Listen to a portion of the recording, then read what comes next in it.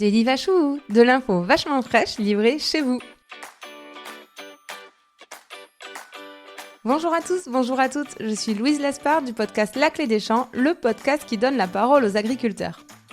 Avec Daily Vachou, je vous propose d'apprendre 5 infos incontournables sur le monde agricole pour que vous deveniez incollable en agriculture. Alors installez-vous confortablement, mettez les pieds sous la table. Aujourd'hui, je vous livre à domicile du vin.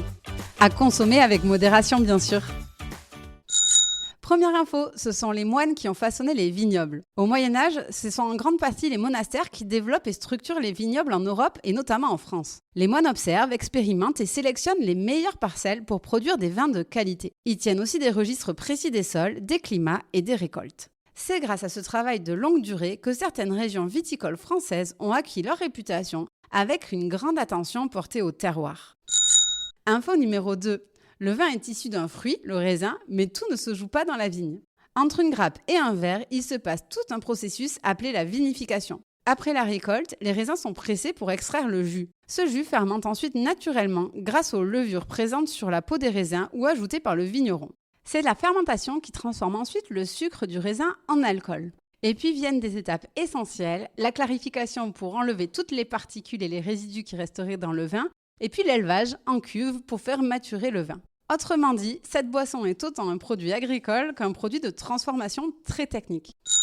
Allez, info numéro 3. Des vignes stressées donnent souvent des meilleurs raisins. Et oui, la vigne est une plante qui réagit fortement à son environnement et de façon assez surprenante. Un léger stress peut améliorer la qualité des raisins. Quand la vigne a un peu moins d'eau ou pousse dans un sol pauvre, elle produit généralement moins de raisins, mais des raisins plus concentrés en sucre, en arômes et en composés aromatiques. C'est parce que la plante concentre son énergie sur un plus petit nombre de fruits. C'est donc un équilibre très recherché en viticulture. Trop de stress peut nuire à la plante, mais un stress modéré peut améliorer la qualité du vin.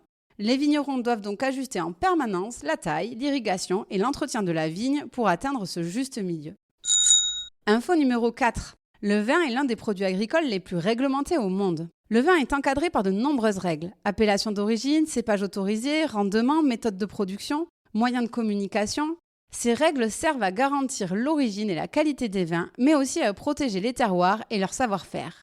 En France, les systèmes comme les AOP, les appellations d'origine protégées, permettent de relier un vin à un territoire précis avec des conditions de production très strictes. Les AOP viticoles françaises reposent donc sur un triptyque fondamental, un terroir, c'est-à-dire une aire géographique délimitée dotée de caractéristiques naturelles qui lui sont propres, un savoir-faire qui est développé et transmis par les vignerons au fil des générations, et puis un outil de production qui est ici constitué des cépages qui sont autorisés par les cahiers des charges des appellations. La France compte aujourd'hui plus de 360 AOP viticoles, parmi lesquelles figurent notamment des appellations de Champagne, de Bordeaux, de Bourgogne. Ces appellations permettent de protéger le patrimoine viticole, de garantir l'origine des vins aux consommateurs et de préserver la diversité des terroirs français.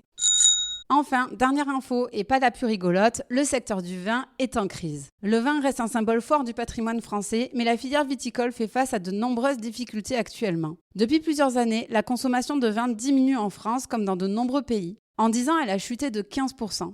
Et c'est particulièrement vrai chez les jeunes générations qui boivent moins de vin qu'auparavant et se tournent davantage vers d'autres boissons. Cette baisse de la demande a des conséquences importantes. Dans certaines régions, notamment à Bordeaux, dans le Languedoc ou dans les Côtes-du-Rhône, des milliers d'hectares de vignes ont été arrachés car les producteurs ne parviennent pas à vendre leur production. À Bordeaux seulement, c'est 18 000 hectares qui ont été détruits en 3 ans, soit 25 000 terrains de football. Certaines exploitations traversent donc de graves difficultés économiques. Et puis derrière ces chiffres, il y a des hommes et des femmes. Des familles dont la vie est liée à ces vignes plantées sur plusieurs générations. L'impact de cette crise n'est donc pas seulement économique, elle est aussi psychologique. Pour faire face à cette situation, les vignerons cherchent de nouvelles solutions. Ils essaient de proposer des vins plus accessibles, modernisent leur communication. Certains peuvent aussi développer des cuvées moins alcoolisées ou encore diversifier leurs activités en introduisant d'autres productions agricoles comme de l'élevage ou d'autres cultures. Cette crise montre que le monde du vin, comme toute l'agriculture, doit sans cesse s'adapter aux évolutions des consommateurs et des nouveaux défis économiques. Un défi aujourd'hui de taille pour préserver un savoir-faire qui fait partie de notre identité française. On souhaite en tout cas bon courage à tous les vignerons qui font face à cette crise sans précédent. Et voilà, vous savez tout. Rendez-vous très bientôt pour un nouveau Daily Vachou avec de l'info vachement fraîche livrée chez vous. Mais avant de vous quitter, si vous travaillez de près ou de loin avec les agriculteurs, l'information suivante va vous intéresser. La Clé des Champs propose désormais des formations pour les entreprises et leurs collaborateurs. L'objectif ? Vous permettre de mieux connaître les réalités quotidiennes du métier d'agriculteur et les conditions de production de notre alimentation. Après avoir suivi un module en e-learning dédié à votre filière, vous aurez la chance de partir passer une journée en immersion à la ferme aux côtés d'un agriculteur. Pour plus d'infos et inscriptions, rendez-vous sur www.laclédeschamps-podcast.fr. À très vite!